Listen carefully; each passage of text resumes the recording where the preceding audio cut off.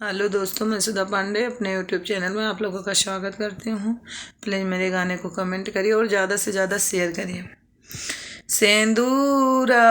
बरन हम सुंदर बाबा, एंगूरा बरन चटे कोर हमारे न हे बर हे रे मुअरे बाबा, तब राचऊ हमारा बिया हमारे ने जोगे बार हे रे मुअरे बाबा, तब राचऊ हमारा बिया पछुआ माइया रामू पुरबा माइया हरामू हिया रामू पार सरोवर, पछुआ माहेरऊ बियटी पुरबई माहिया हिया रामू पार सरोवर, चार परग बाबा बाटैया जोदी दुई बार खियलै शिकार, चार परग बाबा बाटैया जोदिया दुई बार खियलै शिकार, दुई बार जिने करऊ बियटी दुई बार मांगते दहेज, दुई बार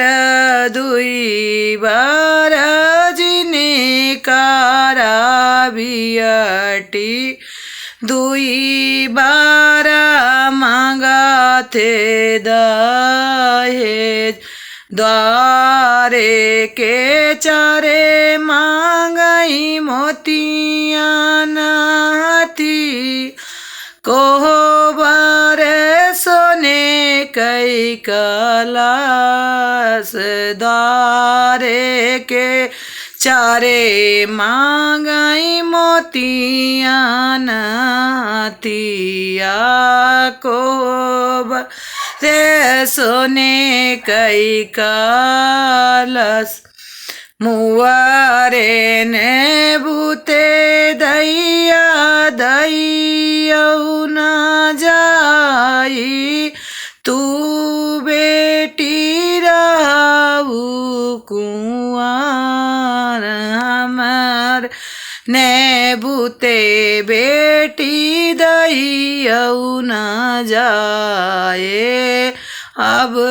रहू बियटी कुंवर, यतना दहेज जिया कर बाबा जऊ दैया ही तब करी हैं उन कई बिया, यतना दहेज जिया कर बाबा जी करी हैं तब करियाई उन कई बिया, द्वारे के चारे दैयई मोतिया नाथैया, कोहबर सोने कई कलश, यतना दहेज जब देवई मुअरी बियटी, तब करब तोरा बिया,